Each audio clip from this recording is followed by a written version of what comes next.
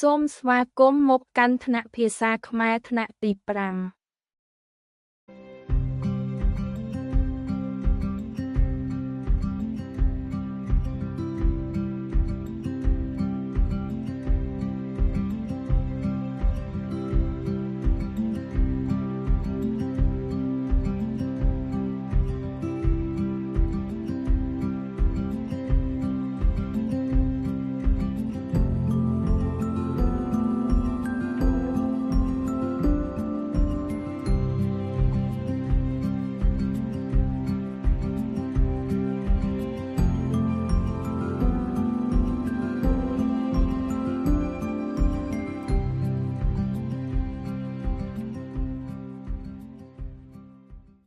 សូមប្រាប់ពីវីដេអូបន្ទាប់ទៀតដែលអ្នកចង់ចេះក្នុងប្រអប់មេត្រិកខាងក្រោម